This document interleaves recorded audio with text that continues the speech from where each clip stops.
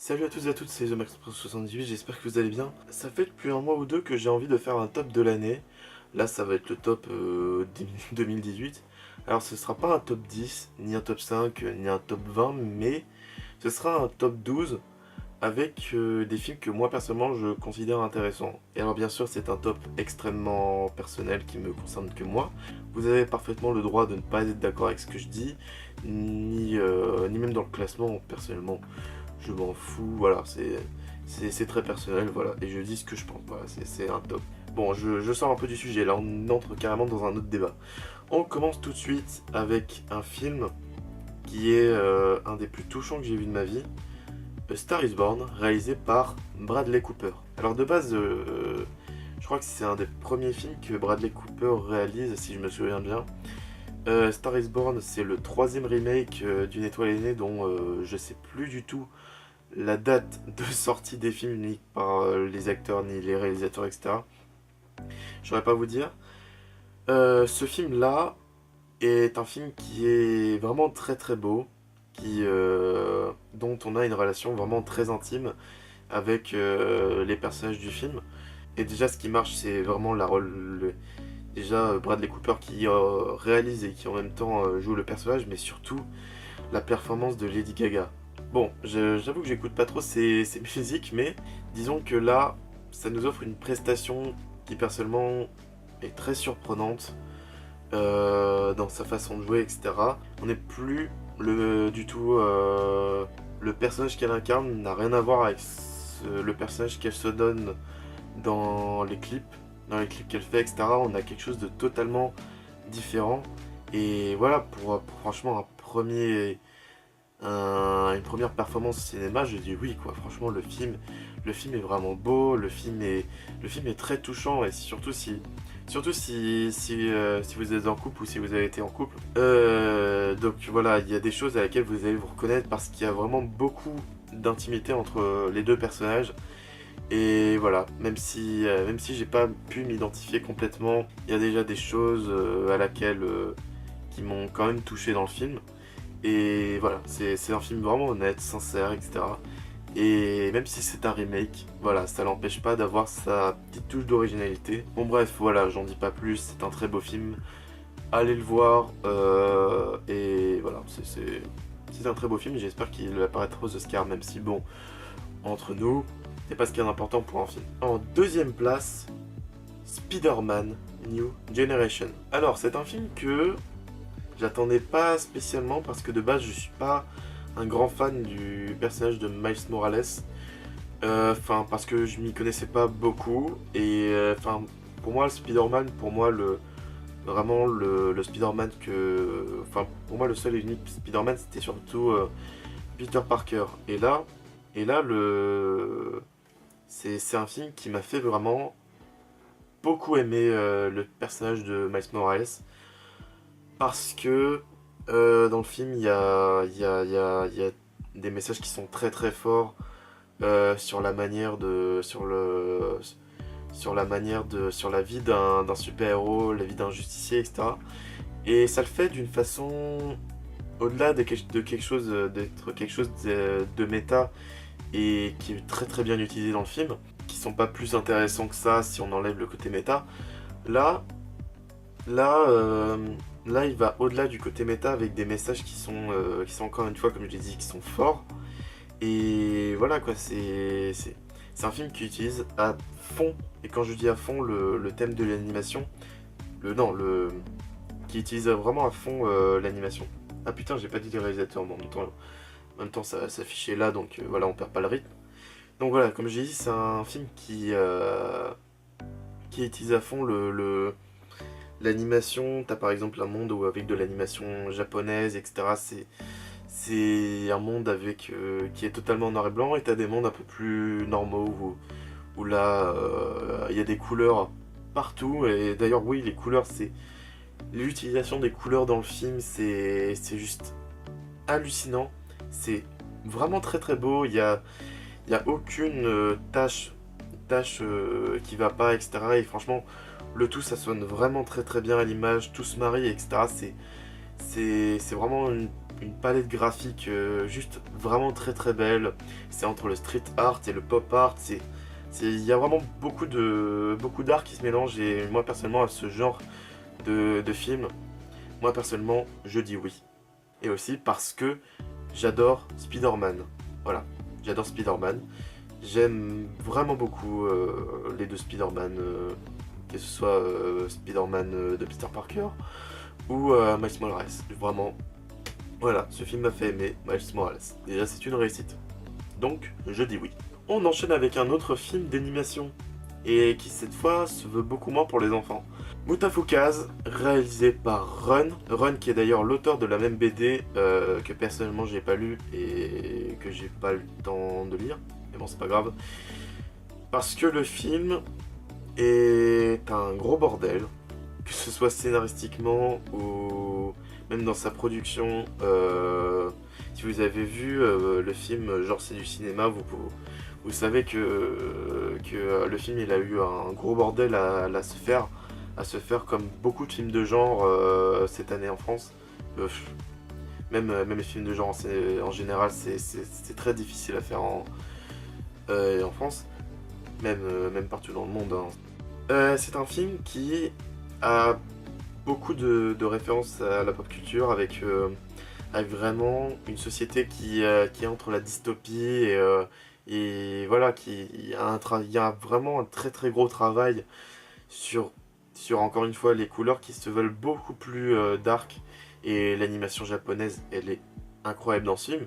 Vraiment ouais, enfin comme dit, c'est entre de l'animation japonaise et entre de l'animation occidentale. Et je trouve que ce mélange-là, ça va très bien parce que finalement, l'univers du film, on en ressort avec quelque chose de vraiment très très glauque finalement. Et surtout il y a beaucoup de thématiques qui sont abordées, etc. Qui parlent, qui choquent, qui réveillent, etc. Et c'est ce genre de film qui surprend. C'est un film qui surprend sur pas forcément la réalité du monde, mais le film il essaie pas de retranscrire la réalité, mais il aborde un point de vue.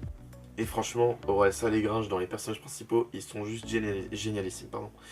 Vraiment bravo les gars. Franchement, je crois que c'est un des meilleurs doublages que t'as fait, Aurel. En même temps, j'ai pas vu grand nombre de films d'animation, j'ai pas vu One Punch Man dans lequel t'as fait la voix française, mais dans celui-là, t'as vraiment été top.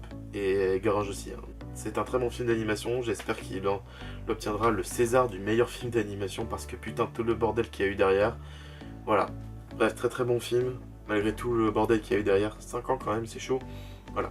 On enchaîne avec Mission Impossible. Là maintenant on part dans un blockbuster d'action. Ce film là est un film qui est vraiment très intéressant.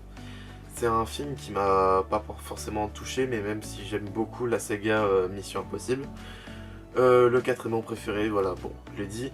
Mais je le retiens ce film parce que il a cette prouesse, mais vraiment cette prouesse pour son scénario qui est vraiment imprévisible. Parce que vraiment, je sais pas comment font les réalisateurs ni les scénaristes, mais vraiment, ils ont toujours cette manie de toujours manipuler le spectateur. Parce que pourtant, quand on a vu les autres sagas, on pourrait se dire, bah oui, bah attends, cette scène-là, franchement, elle est truquée. Attends, c'est pas possible, ça se voit à 10 km/h. Et bah non, parce que le Christopher McQuarrie, il arrive quand même à te surprendre dans des scènes où vraiment tu t'y attends pas, parce que tout ça c'est dû à la mise en scène, aux jeux d'acteurs, etc. Même à l'ambiance, il y a tout pour te faire croire que c'est vrai, et finalement c'est un retournement de situation qui m'a fait surprendre, quoi. Même je l'ai vu 2 fois. Vraiment, c'est un film qui vraiment manipule extrêmement bien le spectateur. Rien que pour ça, le scénario, le scénario est vraiment très très bien écrit. Et encore une fois, je dis oui, c'est un très très bon blockbuster de divertissement. Voilà. Et Henri Cavill avec sa moustache, je dis oui. On passe au numéro 8, Revenge, de Coralie Ferguet. Ce film, je l'attendais pas. Personnellement, j'ai juste vu une bande-annonce, je me suis dit, oh bah tiens, un film d'action française, dis donc, ça m'a l'air bien sympa, dis donc. Et Le film, dès que je l'ai vu, je suis ressorti, malgré ses incohérences scénaristiques et certaines facilités d'écriture. Ce film, de par son montage, le jeu d'acteur de l'actrice, j'ai plus son nom, bah attends, je vais te retrouver. Son montage, sa photographie qui évolue avec des couleurs qui sont très colorées, qui va dans du dark quoi. Et vraiment ça se ressent dans l'ambiance du film. Il y a même le travail sur le son, bordel, c'est vraiment à plusieurs fois je me suis senti vraiment gêné quoi. C'est à plusieurs reprises du film, parce que déjà c'est un film qui parle de sujets extrêmement sensibles, qui est encore une fois très honnête, qui n'hésite pas à reproduire quelque chose de moche pour que ça nous saute vraiment au visage quoi. Parce que vraiment quand j'ai vu ce film, le film il m'a vraiment surpris, en même temps il m'a dégoûté, et franchement, je peux que applaudir le travail de la réalisatrice. Et voilà, encore une fois, une photographie et un montage vraiment très très bien. Le travail sur le son est vraiment très très fort. Voilà, même si le scénario passe un peu à la trappe, mais sinon voilà, les acteurs, tout ça, c'est pas juste des scènes d'action. Ça va bien plus loin que ça, et voilà quoi, c'est vraiment un très bon film que je vous recommande. On passe de nouveau sur un blockbuster. Je pense que vous n'êtes pas très nombreux à en avoir entendu parler. Avengers Infinity War. Alors c'est un film réalisé par les frères Russo.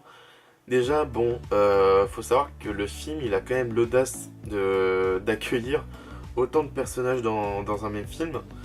Tout d'abord on a Iron Man, on a Captain America, on a Thor, on a Spider-Man et compagnie, etc. Et après quand j'ai vu, je crois d'ailleurs le temps d'apparition à l'image, j'avoue que j'étais très surpris de certains. Je pensais qu'ils apparaissaient plus, mais non. Il y en a certains qui sont plus remis en retrait que d'autres. Et voilà, enfin, même pareil, c'est un truc de montage qui équilibre parfaitement bien les scènes du film. Enfin, vraiment, à aucun moment on se dit dans le film, ah, il y a trop ci, ah, il y a trop ça, etc.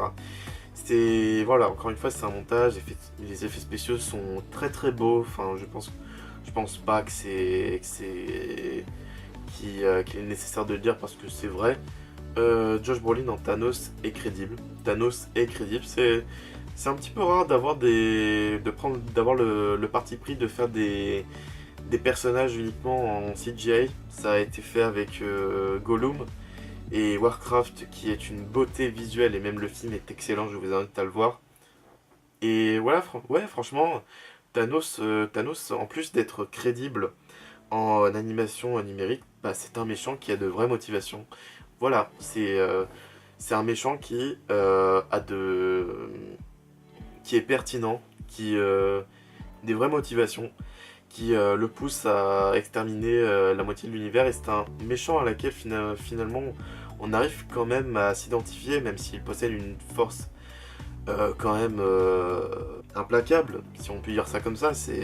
Il a quand même une force destructrice, pardon, le bonhomme. Et voilà, c'est un méchant qui finalement nous touche. C'est un méchant avec lequel on a beaucoup de peine. Et voilà quoi, encore une fois, c'est un film du MCU avec lequel je dis oui avec un grand A. Et voilà, j'aime vraiment beaucoup ce film. C'est un des meilleurs films qu'on a pu sortir cette année. Et voilà quoi, voilà, c'est un très très bon film. Non seulement de Marvel, évidemment, qui dit un blockbuster à gros budget et qui cartonne au box-office, carton qui a plutôt bien mérité d'ailleurs, et ça a fait l'objet de pas mal de mèmes, comme l'homme invisible, joué par Drax, et bien sûr, les personnages qui se transforment en cendres. Est-ce que c'était intéressant? Bah pas vraiment, je pense qu'on le savait déjà. On est dans la seconde moitié de la vidéo. Alors, il y a d'autres films plus indépendants par contre que je souhaite traiter. Le premier, c'est un film qui a tout défoncé aux Oscars, parce qu'il meilleur décor, meilleure réalisation, meilleur film, et meilleure musique composée par Alexandre Desplat. Qu'on se le dise, ce film mérite tout ces Oscars. Et quand je dis tous ces Oscars, c'est rien que ça parce que par sa musique qui est extrêmement belle, sa poésie qui nous accompagne tout au long du film avec ses décors et même sa photographie, elle est magnifique. Quoi. On a encore une fois un film qui est touchant, un film qui est honnête. Voilà, c'est un film qui me fait, qui confirme mon amour pour Guillermo del Toro, même si j'avais pas trop apprécié le Labyrinthe de Pan la première fois que j'ai vu. On a un film qui, de par ses décors, montre encore une fois le talent du bonhomme. C'est un film c'est un film qui mérite tout son succès. Et voilà, c'est un très très très beau film. J'ai pas grand chose à dire de plus parce que voilà, c'est pas le film qui m'a le plus touché personnellement. Mais vraiment, c'est très beau, décor, que ce soit décor, photographie, bref. Voilà, c'est un très beau film. Et la prestation de Sally Hawkins, pour moi, elle méritait totalement son Oscar. Mais bon, il y avait eu Frances McDormand. Mais voilà, rien que pour avoir appris le langage des signes, vraiment, c'est un film que personnellement, je dis oui. Et je suis vraiment très déçu qu'elle n'ait pas reçu son Oscar. Voilà. Alors, on enchaîne avec un film qui en fera diviser plus d'un, surtout si vous avez vu la vidéo The Panda. The Greatest Showman. C'est un film dont je l'admets, qui n'est pas exempt de tout défaut. Déjà, il y a une réécriture, c'est vrai qu'il y a une réécriture historique, parce qu'il faut savoir que P.T. Barnum, c'était pas quelqu'un de très sympathique. Mais en même temps, c'est une réécriture historique que je peux comprendre, personnellement. Parce qu'en fait, l'idée c'était montrer la différence de chacun en racontant le premier cirque, qui a été le premier cirque du monde, même tout court, même du monde occidental. C'était du coup montrer la différence de chacun. Et je trouve que, en fait, l'idée, même si ça mettait une image positive de P.T. Barnum, alors que bon, c'était pas quelqu'un de très sympathique, c'est finalement pas sujet finalement de glorifier les actes de P.T. Barnum, mais je pense que c'est de montrer, c'est un film qui touche, c'est un film qui personnellement me touche sur la différence de chacun, etc. Et je trouve que c'est un film c'est un film très beau avec des musiques qui sont vraiment mais magnifiques quoi. Et vraiment le travail sur les décors, bon, il y a juste quelques effets spéciaux un peu pétés, effectivement. Mais par contre la réalisation, la photographie et ouais, enfin je veux dire Hugh Jackman quoi. Hugh Jackman est vraiment incroyable dans ce genre de rôle. Ce film, il me donne le sourire, me donne envie de rêver. Ce film me fait rêver. Oui, voilà. Ce film me fait rêver, ça. Et c'est un film comme ça qui personnellement me fait plaisir. C'est un film qui transporte dans son univers. Et voilà. Ah, j'ai oublié de préciser le réal Michael Gracie, voilà. Mais encore une fois, c'est un film qui m'a touché en plein cœur, ce gros bâtard. Et voilà quoi, j'ai rien d'autre à dire de plus. Voyez-le, j'en reparlerai peut-être dans une autre chronique où je détaillerai encore plus. C'est vrai que bon, là mais voilà, c'est un film qui est vraiment très très beau. Je vous conseille d'aller le voir. Et voilà, c'est un film qui m'a vraiment beaucoup touché. Et voilà. On enchaîne avec un film, L'île aux chiens, de Wes Anderson. Alors, je vais pas m'attarder sur la dimension politique du film parce que... donc du coup, L'île aux chiens, même si j'admets que le film est politique, enfin oui, le film est politique évidemment. Enfin, pas tous les films ne sont pas politiques, mais celui-là, oui, c'est une critique assez évidente de la société. Et en même temps, il y a des relations il y a des relations humaines qui sont mises en jeu. De par la représentation des couleurs qui donnent quelque chose de dur avec des nuances entre le gris, le marron et le rouge, dont j'en ai vite fait parler sur la vidéo sur la couleur.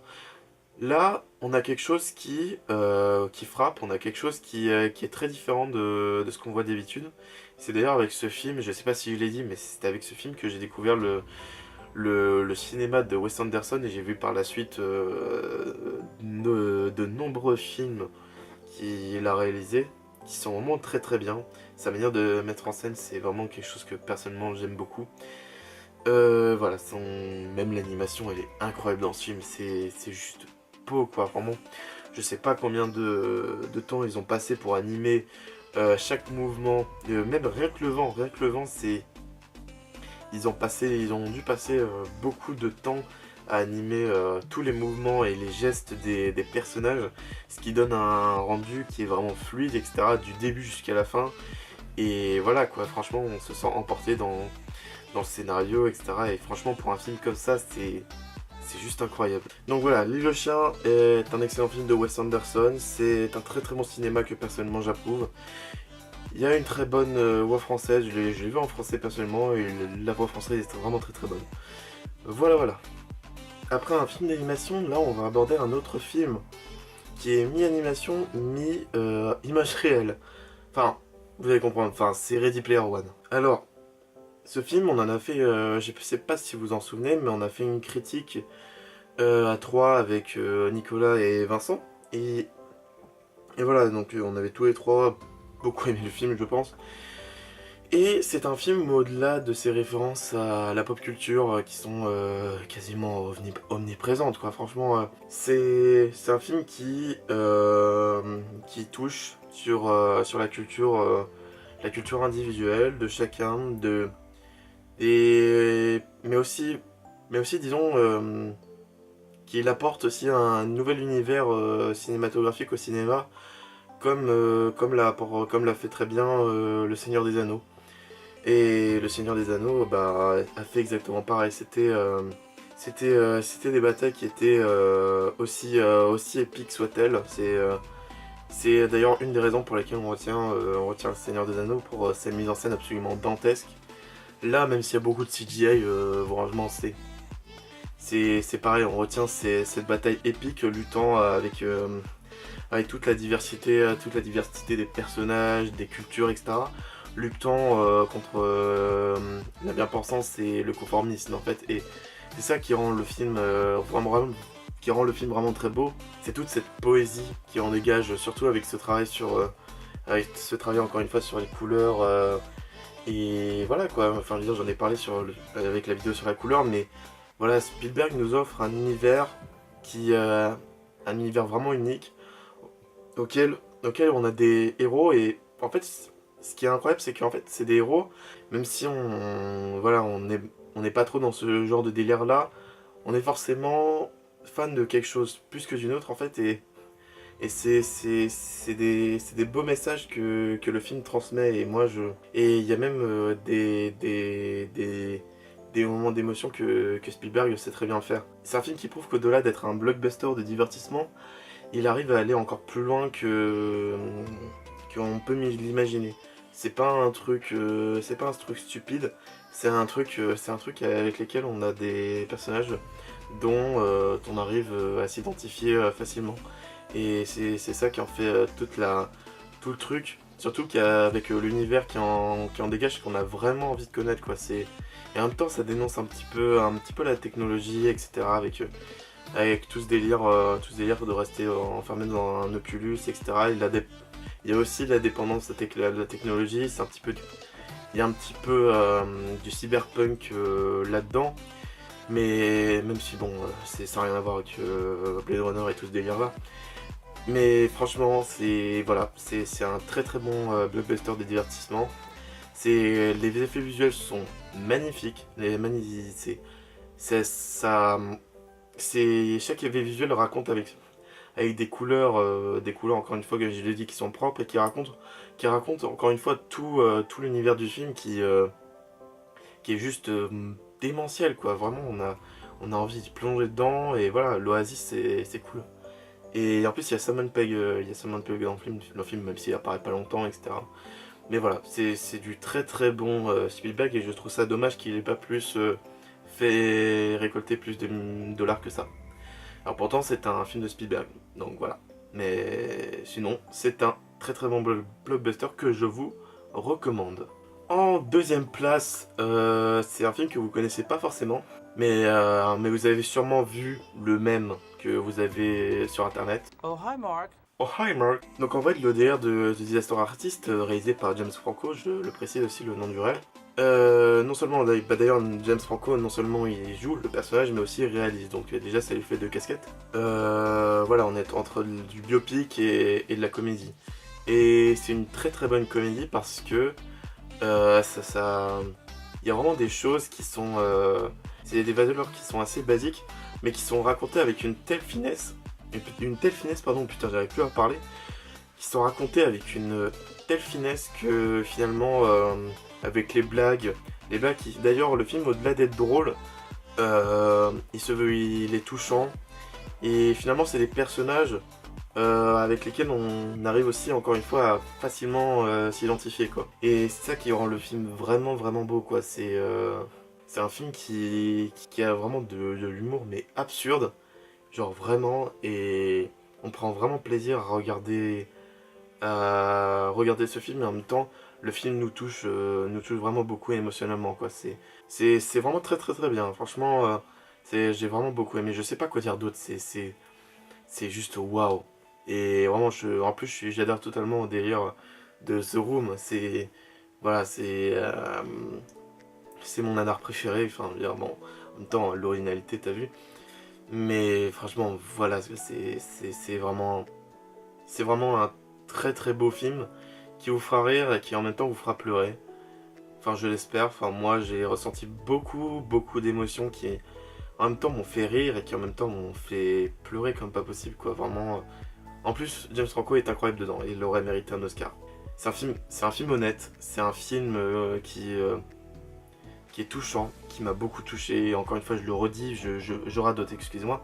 Mais voilà, c'est un film qui sensibilise à certains problèmes de notre société, quoi. Et principalement un conflit intérieur que ressent le personnage, surtout de Tommy Wiseau et du personnage de Greg, joué par son frère d'ailleurs.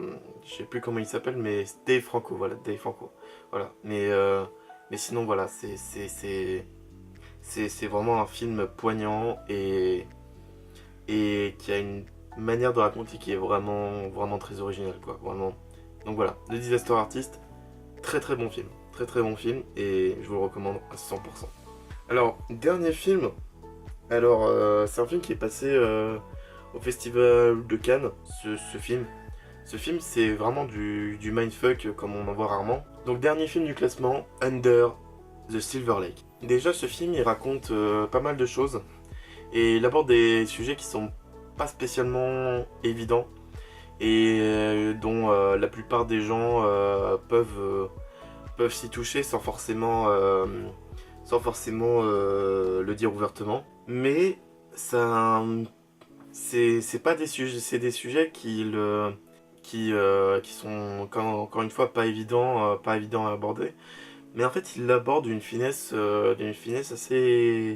assez originale et en même temps d'une manière sans forcément que le film dit pour autant de la merde en fait. Parce qu'en fait, on a un personnage qui, dans ce monde-là, il est totalement perdu et ça se ressent tout au long du film. En fait, il est non seulement perdu dans l'énigme qu'il doit résoudre, puisque le film c'est du mindfuck, comme je l'ai dit, mais aussi dans cette société, quoi, parce que tout chemin qu'il traverse, etc., c'est une métaphore de cette société, pardon, où ça y mêle les complots, les plein de trucs comme ça, etc.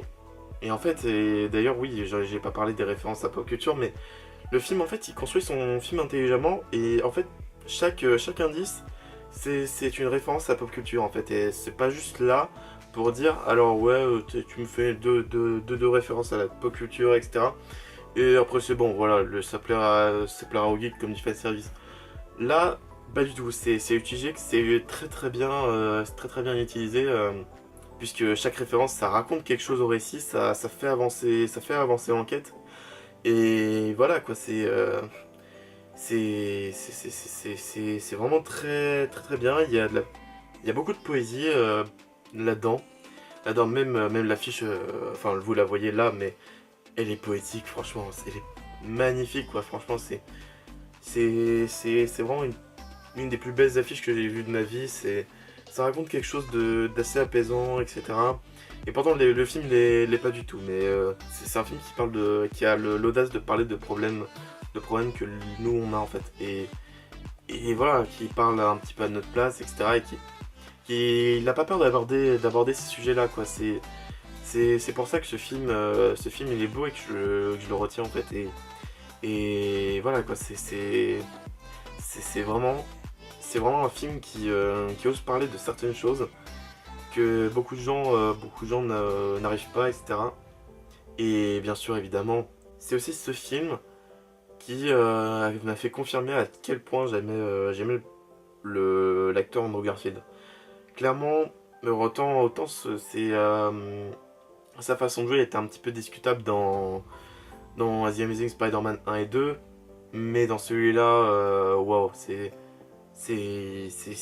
j'ai rarement vu un acteur qui a aussi bien compris le personnage en lui-même qu'il doit jouer. Vraiment le personnage lui va super bien, etc.